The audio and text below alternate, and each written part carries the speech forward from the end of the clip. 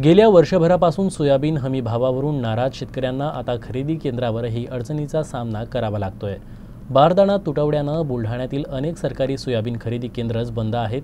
त्यामुळे शिवसेनेच्या ठाकरे गटाच्या शिष्टमंडळानं जिल्हाधिकाऱ्यांची भेट घेत 2 दिवसात खरेदी केंद्र सुरू करावं, अन्यथा आंदोलन छेडणार असल्याची चेतावणी जिल्हा प्रमुख जालिंदर बुधवंत यांनी दिली। बुलढाणा जिल्ह्यामध्ये शासकीय खरेदी नाफेड अंतर्गत जी सुरू आहे ती अतिशय धीम्य गतीने स्लो आणि टाळाटाळ करत सुरू आहे। त्याच्यात आता साहित्य बारदाना पोते नाही हे कारण सांगून त्या ठिकाणची खरेदी जिल्हाभरामध्ये बंद आहे। यामुळे शेतकऱ्याच्या फार मोठ्या प्रमाणामध्ये त्या ठिकाणी हेळसांड होऊन राहिली। माल नेण्या आणायला त्यांना डबल खर्च येऊन राहिला।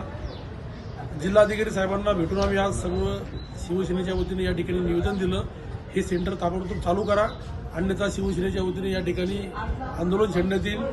कारण शेतकऱ्याची पहिली जेवढी हेळसांड आहे की सोयाबीनला भाव नाही, मार्केटमध्ये भाव नाही म्हणून सेंटर सुरू झाले, त्या सेंटरमध्ये मी त्या ठिकाणी टाळा आणि शेतकरी स्वतःच्या आणलेल्या पोत्यामध्ये किंवा शेतकऱ्याच्या बारदाण्यामध्येच माल देण्याला त्या ठिकाणी तयार असताना सुद्धा ते घेत नाही।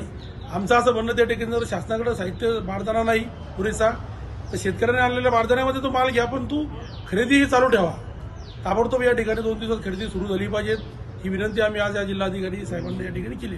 नाफेड अंतर्गत सोयाबीन खरेदी बऱ्याच प्रमाणात ही बंद ठेवण्यात आलेली आहे, ती तातडीने सुरू करण्यात यावी यासाठी आज शिवसेना उभाटा पक्षाच्या वतीने माननीय जिल्हाधिकारी यांना निवेदन देण्यात आलंय। नाफेडमध्ये सोयाबीन खरेदी जेव्हा शेतकरी जातात सोयाबीनच्या खरेदीसाठी त्यावेळी त्या ठिकाणी अधिकाऱ्यांकडून उडवाउडवीची उत्तरे दिली जातात। कुठेतरी बारदाना अभावी खरेदी बंद ठेवण्यात आली असं सांगितलं जातं। काही ठिकाणी मॉइश्चरचं कारण किंवा काडी कचरा आहे, डागाळलेली सोयाबीन आहे, अशी कारणं देत सोयाबीन खरेदी ही बंद करण्यात आलेली आहे।